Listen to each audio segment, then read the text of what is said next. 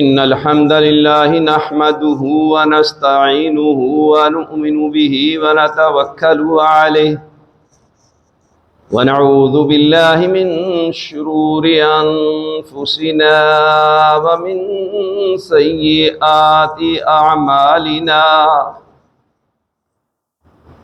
من يهده الله فلا مضل له ومن يضلل فلا هادي له وأشهد أن لا إله إلا الله وأشهد أن محمدا عبده ورسوله يا أيها الذين آمنوا اتقوا الله حق تقاته ولا تموتن إلا وأنتم مسلمون يا أيها الناس اتقوا ربكم الذي خلقكم من نفس واحدة وخلق منها زوجها وبث منهما رجالا كثيرا ونساء واتقوا الله الذي تساءلون به والأرحام إن الله كان عليكم رقيبا يا أيها الذين آمنوا اتقوا الله وقولوا قولا سديدا يصلح لكم أعمالكم ويغفر لكم ذنوبكم ومن يطع الله ورسوله فقد فاز فوزا عظيما أما بعد فإن أصدق الحديث كتاب الله وأحسن الهدي هدي محمد صلى الله عليه وسلم وشر الأمور محدثاتها وكل محدثة بدعة وكل بدعة ضلالة وكل ضلالة في النار فأعوذ بالله السميع العليم من الشيطان الرجيم إنما حرم عليكم الميتة والدم ولحم الخنزير وما أهل به لغير الله فمن اضطر غير باغ ولا عاد فلا إثم عليه ان اللہ غفور رحیم۔ میرے بھائی اور دوستو، ہمارے آج کے خطبہ جمعہ کا موضوع ہے سیرت النبی صلی اللہ علیہ وسلم اور جدید مسائل۔ یہ بات پیش نظر رہنی چاہیے کہ اللہ رب العزت پوری کائنات کا خالق، مالک، رازق اور عالم الغیب والشہادہ، جس نے اس دین اسلام کو ہمارے نبی صلی اللہ علیہ وآلہ وسلم پر پورا کیا، اسے یہ بات معلوم ہے قیامت تک جو کچھ ہونا ہے، اس کے بعد جو معاملات ہیں پوری طرح سے اس سے باخبر ہے، اور اسے یہ بھی علم ہے کہ آئندہ آنے والے حالات میں کیا کیا نئے مسائل پیدا ہوں گے۔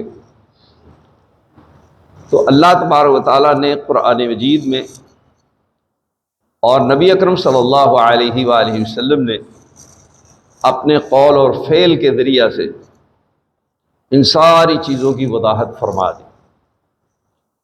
کوئی ایسا پہلو مخفی نہیں ہے کہ اگر وہ آج سے 1450 سال پہلے نبی صلی اللہ علیہ وآلہ وسلم کی حیات طیبہ میں مسئلہ درپیش نہیں ہوا آج وہ مسئلہ پیدا ہوا ہے، اس کی مکمل رہنمائی کتاب و سنت میں موجود ہے۔ اللہ تبارک و تعالی نے کچھ اصول و ضوابط بیان کیے ہیں، نبی اکرم صلی اللہ علیہ وآلہ وسلم نے عملی زندگی کے ذریعہ سے اس کی وضاحت فرمائی، اس سے ان چیزوں کی وضاحت ملتی ہے۔ سب سے پہلی چیز کہ جو قرآن مجید کی آیت مبارکہ آپ کے سامنے تلاوت کی گئی، اس میں اللہ تبارک و تعالی نے فرمایا کہ تم پر بس مردار اور خون اور سور کا گوشت اور وہ چیز کہ جس پر غیر اللہ کا نام پکارا جائے حرام ہے۔ ان چار چیزوں کو بطور خاص بیان کیا اور پھر اصول، قاعدہ اور ضابطہ بنا دیا۔ فَمَنِ اضْطُرَّ غَيْرَ بَاغٍ وَلَا عَادٍ فَلَا إِثْمَ عَلَيْهِ، جو شخص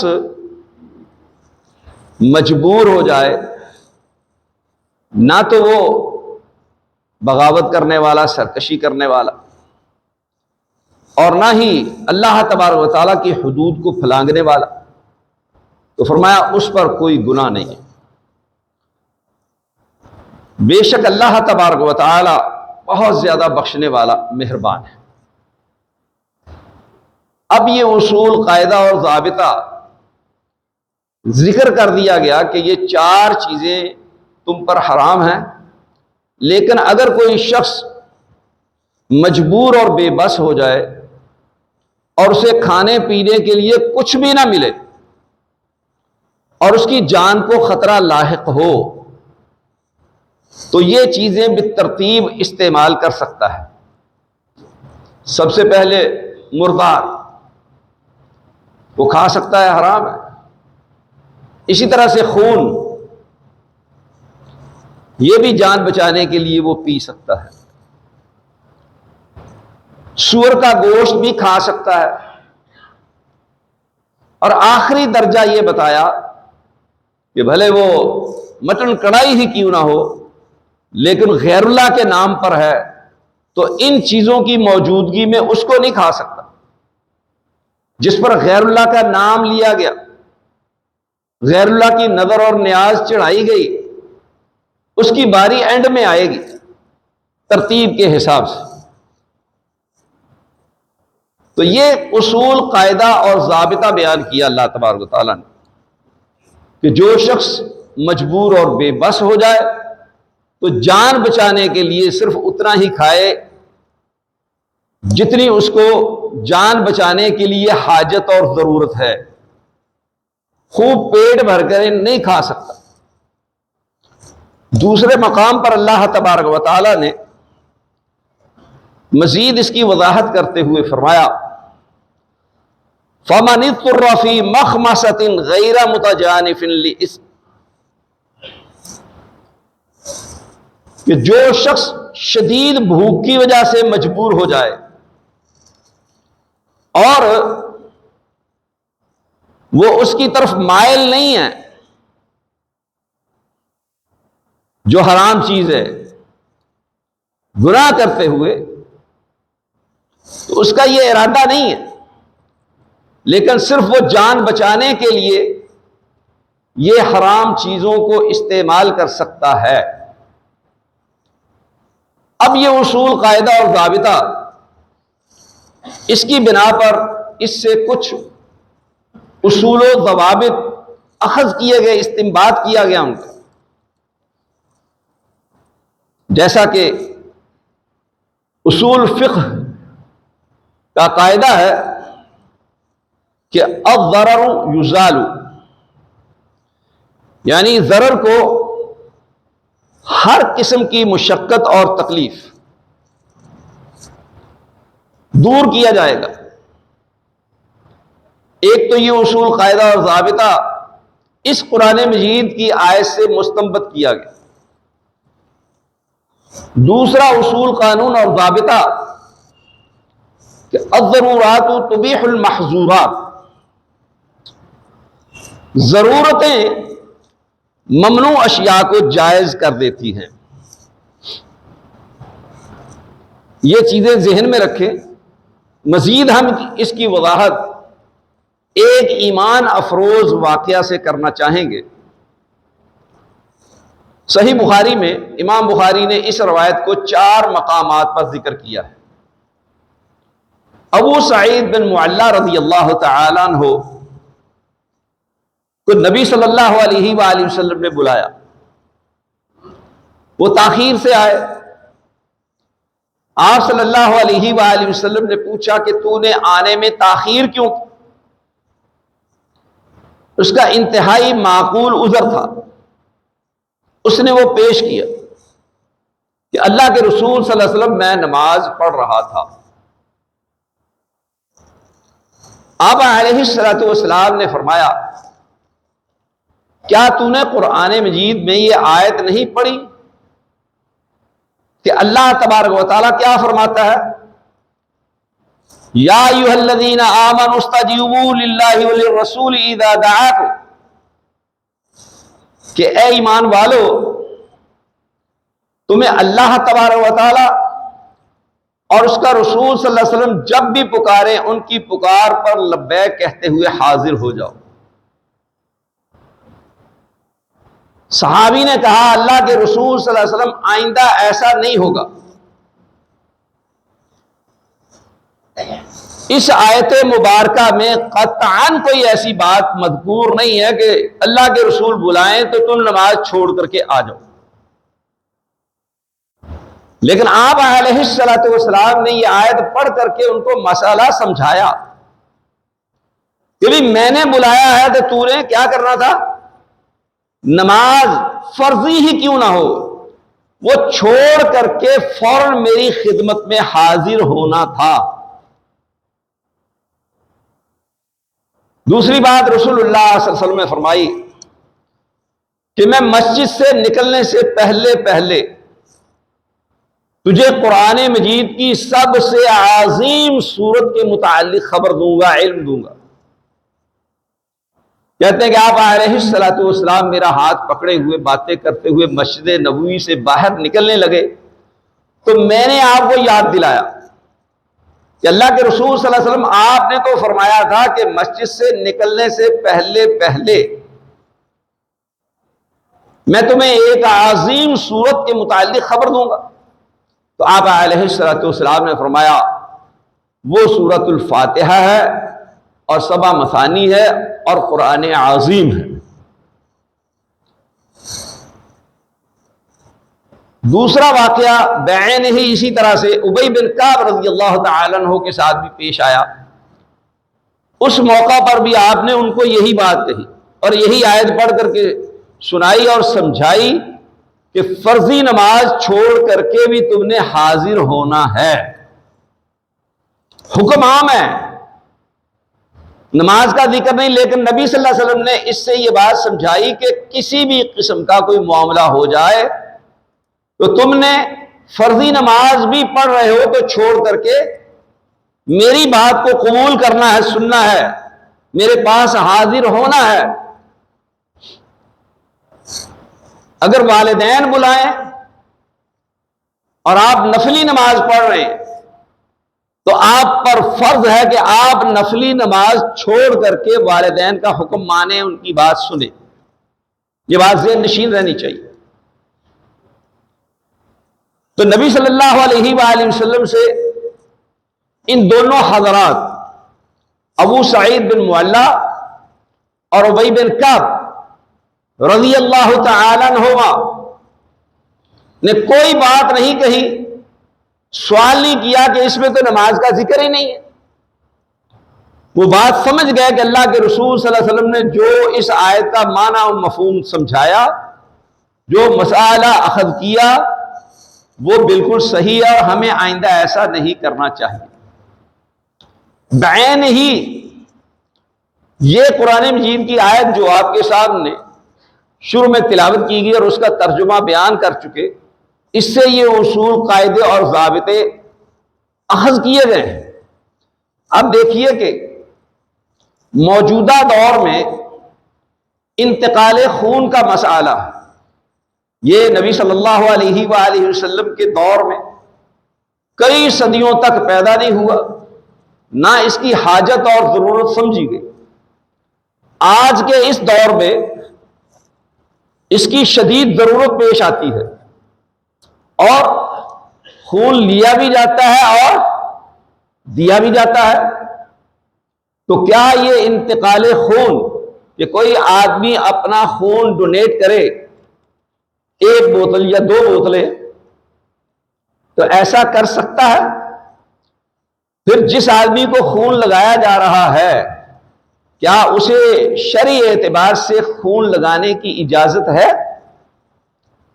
تو یہی آیت مبارکہ جس میں یہ بات بیان کی گئی، فَمَنِ اضْطُرَّ غَيْرَ بَاغٍ وَلَا عَادٍ فَلَا إِثْمَ عَلَيْهِ، سے یہ مسئلہ ثابت ہوتا ہے کہ اگر کوئی شخص ایسی صورتحال سے دوچار ہو کہ اس کی زندگی کو خطرات لاحق ہو، تو اس کو خون دیا جا سکتا ہے، خون لگایا جا سکتا ہے، جبکہ ویسے خون کا استعمال کرنا حرام ہے۔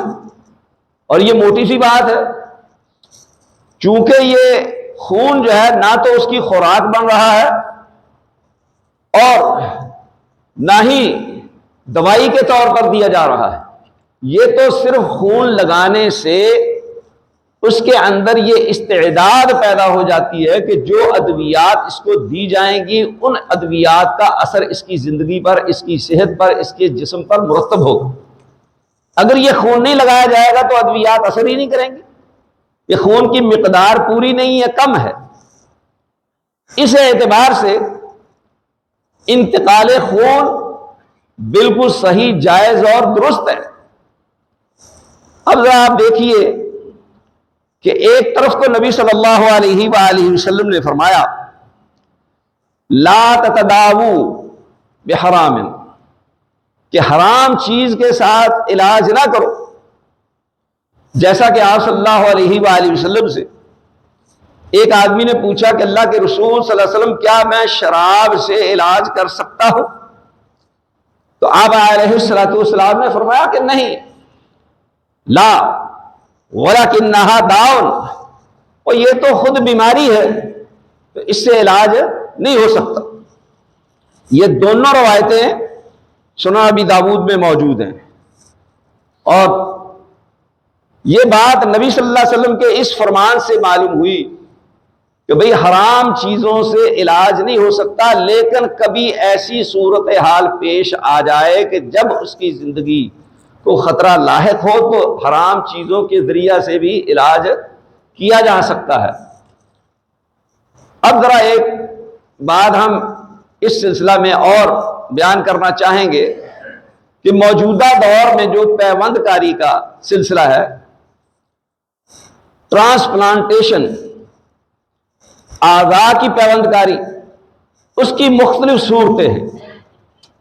ایک صورت تو یہ ہے کہ بھئی وہ چیزیں ایک دوسرے کو گفٹ کی جا سکتی ہیں یا تعاون کے لیے دی جا سکتی ہیں کہ جس کی وجہ سے اس آدمی کا کوئی ایسا نقصان نہیں ہو رہا، اس کی زندگی کو کوئی خطرہ لاحق نہیں ہے۔ جیسے گردہ ہے، جگر کا کچھ پیس کاٹ کر کے لگایا جاتا ہے، تو اس سے جس آدمی سے گردہ لیا جاتا ہے یا جگر کا پیس لیا جاتا ہے، اس کی زندگی کو کوئی خطرہ لاحق نہیں ہوتا، وہ اس کو جلدی کور کر لیتا ہے۔ اور ایک گردے والا آدمی جب اس کا گردہ ایک رہ جاتا ہے، ایک وہ اپنے کسی بہن بھائی کو ڈونیٹ کر دیتا ہے، تو اس کا وہ گردہ جو ہے وہ 50% کی بجائے 85% عمل کرنا شروع کر دیتا ہے۔ یہ اللہ تبارک و تعالیٰ کا نظام دیکھے کس قدر عجیب و غریب۔ اور اسی طرح سے جس آدمی کے جگر کا پیس لے کر کے دوسرے آدمی کو لگایا جاتا ہے، اس کا جگر بھی درست ہونا شروع ہو جاتا ہے، اور اس آدمی کا جو پیس نکالا گیا جگر کا وہ بھی اللہ تبارک و تعالیٰ مکمل کر دیتا ہے۔ یہ اعضاء کی پیوند کاری، اس میں پھر آگے مزید تفصیل ہے کہ بھائی حیوان کے اعضاء لگائے جا سکتے ہیں، اور کیا حرام جانوروں کے اعضاء کو استعمال میں لایا جا سکتا ہے؟ جی ہاں، جانوروں کے اعضاء کو استعمال کیا جا سکتا ہے۔ حرام جانوروں کے اجزاء جو ہیں ان کو حتی الوسع کوشش کی جائے کہ استعمال میں نہ لایا جائے، اگر ناگزیر ہو، اس کے بغیر چارہ کار نہ ہو تو اس کو بھی استعمال میں لایا جا سکتا ہے۔ اس کے لیے آپ دیکھیں کہ آپ صلی اللہ علیہ وآلہ وسلم نے دیکھا کہ صحابہ ایک مردہ بکری کو کھینچ کر کے لے جا رہے ہیں۔ آپ علیہ السلام نے فرمایا تم نے اس سے فائدہ کیوں نہیں اٹھا لیا؟ انہوں نے کہا اللہ کے رسول صلی اللہ علیہ وسلم یہ تو مردہ ہے۔ اب علیہ السلام نے فرمایا کہ اس کا کھانا حرام ہے، لیکن اگر اس کی کھال اتار لی جائے اور اس کو دباغت دے دی جائے تو اس کو استعمال میں لا سکتے ہیں، باوجود اس کے کہ یہ بکری جو ہے وہ مردہ ہے۔ لیکن آپ صلی اللہ علیہ وآلہ وسلم نے اس کے ایک جز کو اس طریقے سے استعمال کرنے کی اجازت دی، جس سے یہ بات معلوم ہوئی کہ بھئی اگر ایسے معاملات کسی کی زندگی کو بچانے کے لیے درپیش ہیں تو ان چیزوں سے انتفاع کیا جا سکتا ہے۔ اس کی ذرا آپ مثال دیکھیں کہ نبی صلی اللہ علیہ وآلہ وسلم کی حیات طیبہ میں ایک معاملہ پیش آیا۔ عبد الرحمن بن طرفہ کہتے ہیں کہ ان کے دادا ارفجہ بن اسعد کی کلاب کی جنگ میں ناک کٹ گئی، انہوں نے یہ چاندی کی ناک بنوا کر کے لگا لی،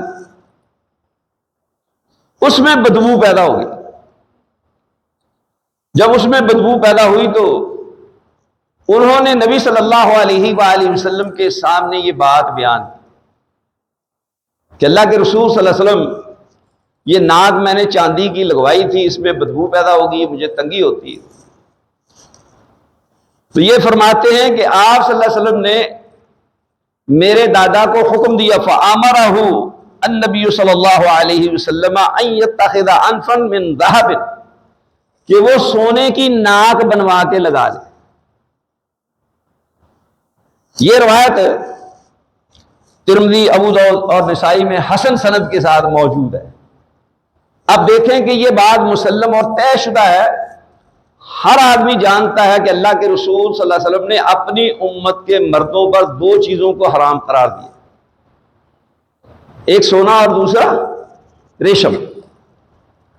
تو اس موقع پر آپ علیہ السلام نے بذات خود اس بات کا حکم دیا کہ تم اپنی ناک سونے کی بنوا کر کے لگا لو کہ اس میں تعفن پیدا نہیں ہوتا۔ یہ سونا ایک ایسی دھات ہے۔ اب نبی صلی اللہ علیہ وآلہ وسلم کی سیرت طیبہ سے یہ بات معلوم ہوئی کہ مصنوعی اعضاء لگائے جا سکتے ہیں، ایک بات۔ دوسری بات یہ بھی معلوم ہوئی کہ بوقت ضرورت اگر کسی کے دانت اس میں کوئی ایسی بیماری ہے یا ایسی ضرورت پیش آ گئی ہے تو وہ سونے کی زنجیر لگوا سکتا ہے یا سونے کا دانت لگوا سکتا ہے، جیسا کہ امام ابو داؤد رحمہ اللہ نے سنن ابی داؤد میں اس حدیث پر باب ہی یہ قائم کیا کہ دانتوں کے لیے سونے کی زنجیر کا استعمال۔ آپ دیکھیں کہ نبی صلی اللہ علیہ وآلہ وسلم کی تعلیمات آفاقی اور عالمگیر، اور پھر قربان جائیں ان محدثین کرام پر کہ کس قدر ان کے ہاں وسعت موجود ہے، اللہ تبارک و تعالیٰ نے کیا ان کو فہم و فراست عطا کی ہے، اور کس طریقے سے وہ نبی صلی اللہ علیہ وآلہ وسلم کی احادیث سے یہ مسائل مستنبط کرتے۔ اسی طرح سے یہ بات بھی مسلم اور طے شدہ ہے کہ اگر کسی مرد کو خارش کی بیماری ہو جائے تو اسے ریشمی کپڑا پہننے کی اجازت دی گئی ہے۔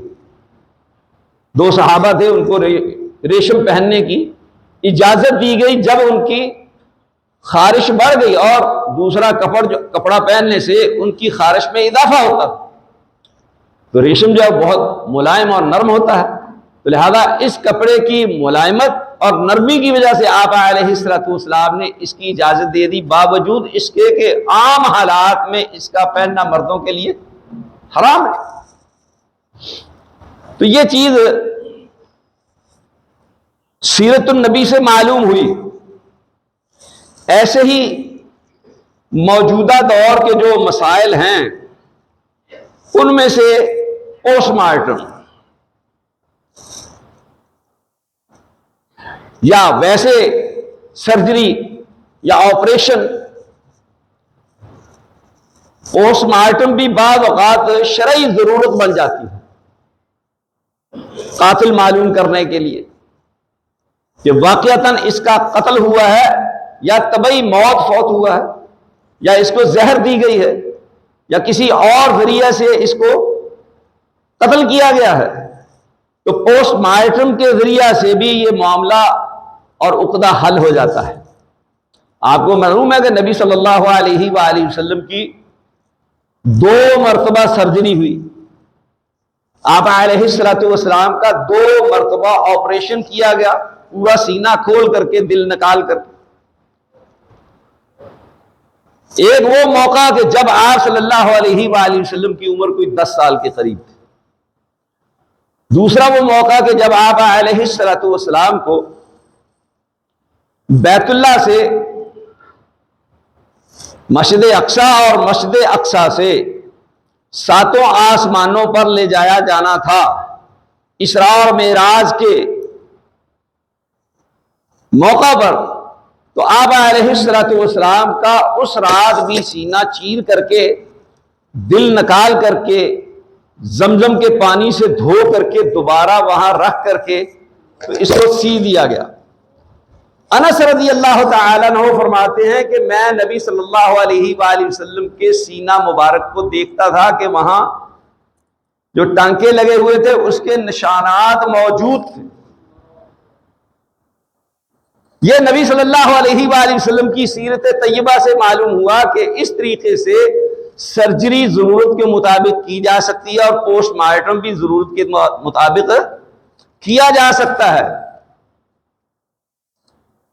اور اللہ تبارک و تعالی کی خالقیت، اس کے علم، اس کی قدرت پر قربان جائیں کہ اس نے کس کس طریقے سے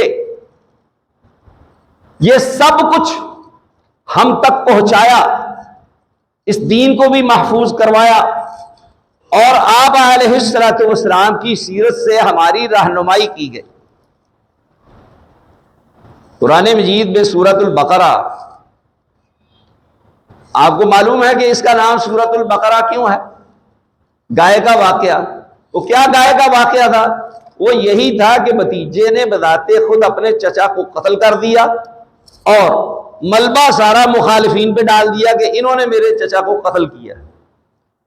لوگوں نے موسیٰ علیہ الصلوۃ والسلام سے مطالبہ کیا کہ اللہ سے دعا کرو کہ یہ عقدہ حل ہو جائے۔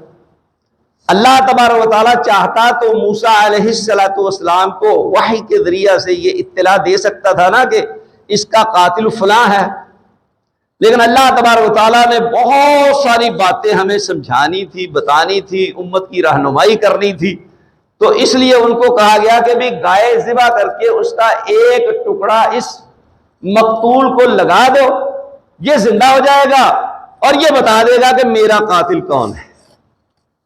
سیدھی سیدھی سمپل سی بات تھی، لیکن بنی اسرائیل کا آپ کو پتا ہے جو ان کا مزاج تھا، انہوں نے سوالات کرنے شروع کر دیے، پوچھنا شروع کر دیا کہ جی بات ہی سمجھ نہیں آ رہی، گائے کا کیا تعلق ہے جی اس سے، گائے کون سی ذبح کریں، کیسی ہونی چاہیے، کس طرح کی ہونی چاہیے، اس کا رنگ کیا ہونا چاہیے، یہ ساری باتیں پوچھتے چلے گئے۔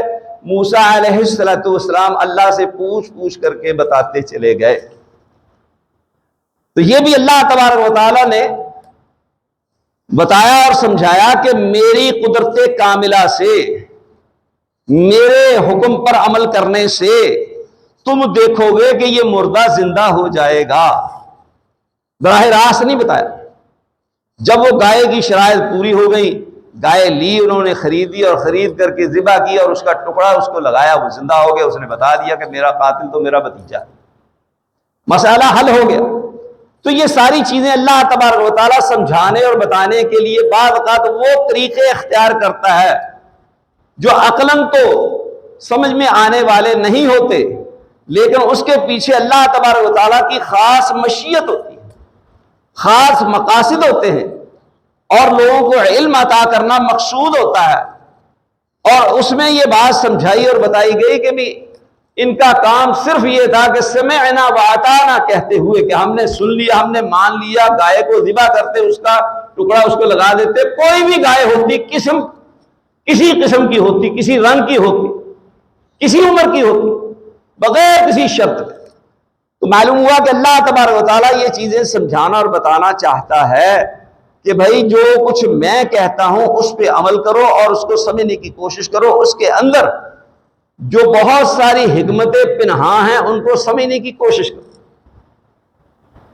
تو اللہ تبارک و تعالیٰ نے نبی صلی اللہ علیہ وآلہ وسلم کا 2 مرتبہ سینہ چاک کروا کر کے آپ صلی اللہ علیہ وآلہ وسلم کے دل کے اندر ایمان کو بھر دیا گیا، اور آپ علیہ السلام کے اندر یہ استعداد اور صلاحیت پیدا کر دی گئی کہ اب آپ علیہ السلام کو آسمانوں پر لے جایا جائے گا، تو آپ اس قدر اس کے اہل ہو چکے ہیں کہ آپ صلی اللہ علیہ وآلہ وسلم جب اللہ تبارک و تعالیٰ کی یہ نشانیاں دیکھیں گے، قدرتیں دیکھیں گے جو اللہ دکھانا چاہ رہا ہے، اور جب اللہ سے ہم کلام ہوں گے تو اس دل کے اندر یہ استعداد پیدا کر دی گئی ہے، اہلیت اور صلاحیت پیدا کر دی گئی۔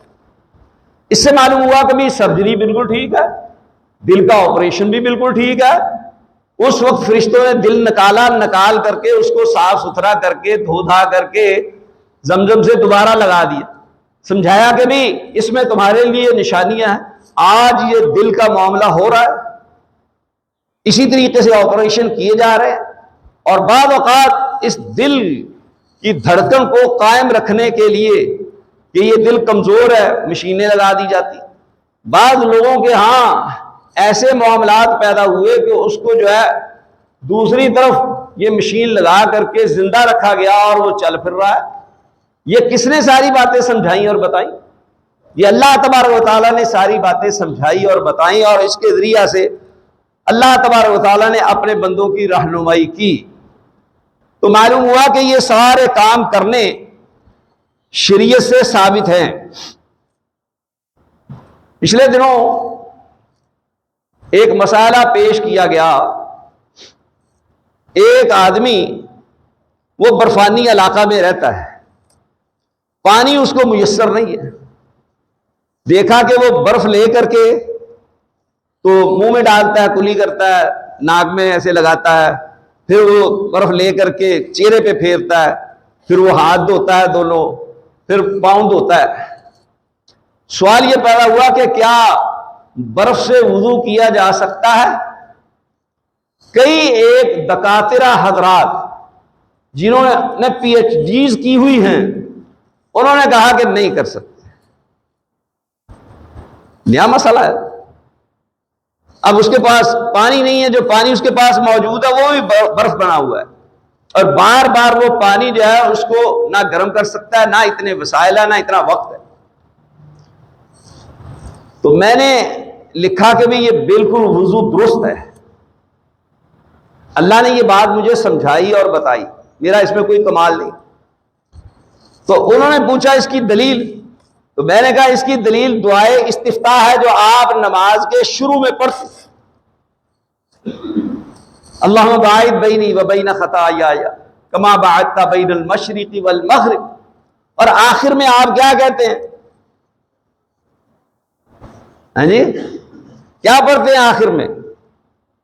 آخر میں آپ پڑھتے ہیں کہ بھائی اللہ میری خطاؤں کو ایسے ہی دھو دے، صاف کر دے، جیسا کہ سفید کپڑا کو دھویا جاتا ہے، اس کی میل کچیل نکل جاتی ہے، اور پھر اللہم اغسلنی من خطایا بالماء والثلج والبرد، کہ اے اللہ میری خطاؤں کو، میری برائیوں کو، میرے گناہوں کو پانی کے ساتھ اور برف کے ساتھ اور اولوں کے ساتھ دھو دے۔ لفظ ثلج اللہ کے رسول صلی اللہ علیہ وآلہ وسلم نے سکھایا، جو ہم روز پڑھتے ہیں پانچوں نمازوں میں، نوافل میں، فرائض میں، اس کے علاوہ۔ تو اگر پانی سے کپڑا صاف ہوتا ہے تو برف سے بھی کپڑا صاف ہو سکتا ہے۔ تو لہذا میں نے کہا کہ اس میں نبی صلی اللہ علیہ وآلہ وسلم نے والثلج کے لفظ استعمال کی۔ الحمدللہ علی ذلک، معلوم ہوا کہ سیرت النبی صلی اللہ علیہ وآلہ وسلم سے یہ مسائل حل ہوتے ہیں، اور ایسی ایسی باتیں معلوم ہوتی ہیں کہ جس کا انسان کبھی تصور بھی نہیں کر سکتا۔ آپ علیہ الصلوۃ والسلام نے صحابہ کے درمیان ایک دن مسیح دجال کا ذکر کرتے ہوئے بتایا کہ جب وہ روئے زمین پر آئے گا تو ایک دن 1 سال کا ہوگا۔ صحابہ کو اس بات پر تعجب نہیں ہوا کہ ایک دن 1 سال کا ہوگا۔ انہوں نے نبی صلی اللہ علیہ وآلہ وسلم سے پوچھا، اللہ کے رسول صلی اللہ علیہ وسلم یہ بتائیں کہ پھر ہم نمازوں کا کیا کریں؟ 1 سال مسلسل جو ہے وہ دن ہی رہے گا، تو نمازوں کا کیا کریں گے؟ آبا علیہ الصلوۃ والسلام نے فرمایا اقدروا لہ، تم اپنی نمازوں کے جو اوقات ہیں اس کا اندازہ لگا کر کے اس اعتبار سے نمازیں پڑھتے رہنا۔ مسئلہ حل کر دیا، بتا دیا کہ سال بھر جو ہے تم نمازیں چھوڑے نہیں رکھو گے، یا صرف 5 نمازیں نہیں پڑھو گے، بلکہ 24 گھنٹوں کا حساب لگا کر کے جس جس طریقے سے تم نمازیں پڑھتے ہو اس طریقے سے یہ نمازیں تم پڑھتے رہو گے۔ پھر ہمارے اس جدید دور میں کہ اب دور دراز کے علاقوں کا سفر ہوائی جہاز پہ کیا جاتا ہے، بیرون ممالک جایا جاتا ہے، کئی کئی گھنٹے کی فلائٹ ہوتی۔ ایک وہ وقت تھا کہ جب امریکہ کی فلائٹ 22 گھنٹوں پر مشتمل تھی۔ اب ایک آدمی وہ نمازیں کیسے پڑھے گا؟ جہاز میں، تو جہاز میں وہ وضو کر سکتا ہے اگر کرنا چاہے، اس کے لیے اسباب اور ذرائع موجود ہوتے۔ ہم نے خود کیا الحمدللہ، کئی مرتبہ نماز فجر کا وقت جو ہے وہ جہاز میں آیا، وضو کر کے باقاعدہ جہاز میں ہی ان سے پوچھا کہ بھی جہاز اب کس سمت جا رہا ہے اور یہ بتائیں کہ قبلہ کس رخ ہے۔ انہوں نے بتایا ہم نے عام روٹین کے مطابق الحمدللہ کھڑے ہو کر کے قبلہ رخ ہو کر کے مصلی بچھا کر کے اس پر نماز ادا کی۔ قرآن مجید اس کی رہنمائی کرتا ہے۔ اللہ تبارک و تعالیٰ فرماتا فَإِنْ خِفْتُمْ فَرِجَالًا أَوْ رُكْبَانًا، اگر تم حالت خوف میں ہو تو تم پیدل ہو یا سواری پر ہو، جیسے کیسے بھی ہو نماز پڑھ لو۔ اب یہ ایسی سواری ہے کہ نہ تو یہ رکے گی، اور جب ہم اپنے ملک واپس پہنچیں گے تو اس وقت فجر کی نماز کا وقت ختم ہو چکا ہوگا، دن نکل آئے گا۔ تو لہذا آپ ہوائی جہاز میں قبلہ رخ ہو کر کے کھڑے ہو کر کے باقاعدہ نماز ادا کر سکتے ہیں۔ حنفی مذہب کے اندر جس چیز کا کنیکشن زمین کے ساتھ نہیں ہے وہاں نماز نہیں پڑھی جا سکتی۔ حنفی مذہب میں شریعت نے یہ بات بتا دی۔ ہمارے استاد محترم شیخ العرب والعجم علامہ سید بدیع الدین شاہ صاحب راشدی رحمہ اللہ اپنا واقعہ بیان کرتے ہیں، کہتے ہیں کہ میں سعودیہ جا رہا تھا تو نماز کا وقت ہوا تو وضو میرا پہلے سے ہی تھا، میں باوضو تھا، تو میں نے جہاز والوں سے پوچھا کہ بھی قبلہ کس طرف ہے۔ انہوں نے رہنمائی کی، میں نے وہاں مصلی بچھایا اور بچھا کر کے نماز پڑھ لی۔ کہتے جب میں نماز سے فارغ ہوا تو 2 باریش شخصیات بیٹھی ہوئی تھی. ان میں سے ایک نے مجھے بلایا اور بلا کر کے کہا کہ جی آپ نے جو نماز پڑھی ہے آپ کی نماز نہیں ہوئی. جب انہوں نے یہ بات کہی تو استاد محترم فرماتے ہیں کہ میں اس کی بات کو سمجھ گیا. وہ پہچان بھی رہے تھے ان میں سے ایک کو. تو کہتے میں نے اسے کہا جی میں نے نماز باوضو ادا کی ہے. انہوں نے کہا نہیں آپ کی نماز نہیں ہوئی. کہتے میں نے انہیں کہا کہ جی میں نے نماز قبلہ رخ ہو کر کے ادا کی. انہوں نے پھر کہا کہ تمہاری نماز نہیں ہوئی. کہتے میں نے کہا کہ جی میں نے جہاں نماز ادا کی ہے یہ جگہ پاک اور صاف ہے. ان کو غصہ آیا تو انہوں نے کہا جا چلا جا کہ تجھے بات سمجھ نہیں آ رہی. ہمارے شیخ فرماتے ہیں کہ میں جا کر کے اپنی سیٹ پر بیٹھ گیا تو جو ان کے ساتھ ساتھی بیٹھے کہ جن کو ہمارے شیخ بھی پہچانتے تھے وہ ان کو جانتے تھے. انہوں نے ان ساتھ والے کو کہا کہ حضرت آپ کو معلوم ہے یہ کون ہے؟ انہوں نے کہا نہیں مجھے نہیں معلوم. انہوں نے کہا یہ علامہ سید بدیع الدین شاہ صاحب راشدی پیر اور جھنڈا سندھ ہیں. ان کے نام سے تو واقف تھے. وہ بڑے پریشان ہوئے, خاموش ہو گئے. یہ دونوں شخصیات کون تھی؟ ایک مفسر قرآن مولانا غلام اللہ پنڈی والے اور دوسرے علامہ فہامہ محمد یوسف بنوری صاحب تھے جو شیخ صاحب کو کہہ رہے تمہاری نماز نہیں ہوئی, جا کر کے تم نماز پھر پڑھ لینا, یہ نماز نہیں ہوئی. تو وہ بھی بڑے پریشان ہوئے کہ میں ان کو یہ بار بار بات کہتا رہا کہ تمہاری نماز نہیں ہوئی تو وہ مجھے یہ جواب دیتے رہے. تو عرض کرنے کا مقصد یہ ہے کہ اللہ تبارک و تعالی نے یہ بات بتا دی ایک لفظ میں, ایک لفظ میں فَإِنْ خِفْتُمْ فَرِجَالًا أَوْ رُكْبَانًا. حالت سواری میں آپ سواری پر ہو, وہ بحری جہاز ہے, وہ کشتی ہے, وہ ٹرین ہے, وہ ہوائی جہاز ہے, کسی بھی قسم کی کوئی سواری ہے اس پر تم نماز ادا کر سکتے ہو. ایک لفظ سے اللہ تبارک تعالیٰ نے یہ عقدہ حل کر دیا. آخری بات اس سلسلہ میں عرض کرنا چاہتے ہیں کہ موجودہ دور میں بعض اوقات مریض کی ایسی حالت ہوتی ہے کہ اس کو مصنوعی سانس دیا جاتا ہے, آکسیجن لگائی جاتی ہے جس سے وہ سانس لیتا ہے. نہ وہ دیکھ سکتا ہے, نہ بول سکتا ہے, نہ سن سکتا ہے. یہ ایسی حالت میں ہے کہ اگر اس کی یہ گیس اتار دی جائے اور مصنوعی سانس کا سلسلہ بند کر دیا جائے تو کچھ وقت کے بعد یہ آدمی سانس لینا بند کر دے گا, یعنی یہ مردہ ہی ہے. تو کیا ایسا کرنا صحیح ہے, درست ہے؟ یہ سوائے اس کے کہ بذات خود اپنے لیے عذاب مول لیں, تکلیف اٹھائیں, پیسے بھی خرچ کریں اور عذاب میں بھی مبتلا رہیں, اور جس کو زندہ رکھنے کی کوشش کی جا رہی ہے اس کو اس زندگی کا کسی قسم کا کوئی فائدہ نہیں ہے.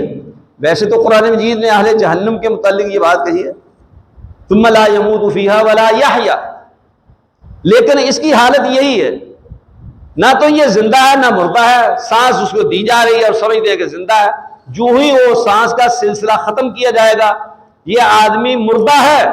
تو اس طریقے سے کسی کو زندہ رکھنا اور یہ مشقت اٹھانا اور مشقت میں ڈالنا اور مشقت میں پڑنا شرعاً اس کی کوئی اجازت نہیں ہے, اور نہ ہی یہ تکلف کرنا چاہیے کہ عذاب میں مبتلا رہے اور اس شخص کو کسی قسم کا کوئی فائدہ نہ پہنچ سکے. اللہ تبارک تعالیٰ سے دعا ہے کہ اللہ تبارک تعالیٰ مجھے اور آپ کو نبی صلی اللہ علیہ وآلہ وسلم کی سیرت کا مطالعہ کرنے کی توفیق دے اور اس کی سمجھ عطا فرمائے اور اس کے مطابق زندگی گزارنے کی توفیق عطا فرمائے. تو موجودہ دور میں اور بہت سارے ایسے مسائل جو آپ صلی اللہ علیہ وسلم کی زندگی کے کئی صدیاں بعد پیش آئے, کتاب و سنت میں اس کا حل موجود ہے, اس کی رہنمائی کر دی گئی ہے جیسا کہ ہم عرض کر چکے. تو کہنے کا مقصد یہ ہے کہ اگر آپ چاہتے ہیں دنیاوی اعتبار سے, دینی اعتبار سے, اخروی اعتبار سے ترقی ملے، کامیابی حاصل ہو، اللہ کا قرب حاصل ہو، ہمہ قسم کی ہمیں رہنمائی حاصل ہو، تو اس کے لیے بہترین طریقہ یہی ہے کہ نبی صلی اللہ علیہ وآلہ وسلم کی سیرت کا مطالعہ کیا جائے۔ اور خوش آئند بات یہ ہے اس سلسلہ میں کہ نبی اکرم صلی اللہ علیہ وآلہ وسلم کی سیرت پر دو اداروں نے دو کتابیں شائع کی۔ دارالسلام والوں نے سیرت انسائکلوپیڈیا کے نام سے 12 جلدوں میں کتاب شائع کی ہے، اور دارالمعارف والوں نے 11 جلدوں میں سیرت پر کتاب شائع کی ہے۔ اس 11 جلدوں والی کتاب کو ایک مجموعہ علماء کا لکھنے والا، اس کو صدارتی ایوارڈ ملا ہے، اور یہ دونوں کتابیں لکھنے والے اہل حدیث ادارے ہیں الحمدللہ اللہ کے فضل و کرم سے۔ اور یہ کتاب لے کر کے پڑھیں، آپ کا ایمان بھی تازہ ہوگا اور آپ کو معلومات بھی حاصل ہوں گی، نبی صلی اللہ علیہ وسلم کے ساتھ محبت بھی پیدا ہوگی، اور آپ کے مرتبہ مقام کا بھی علم ہوگا، اور آپ کی زندگی کے بہت سارے مسائل کا اس میں حل موجود ہے۔ اللہ تبارک و تعالیٰ مجھے اور آپ کو عمل کی توفیق عطا فرمائے۔ وآخر دعوانا الحمدللہ۔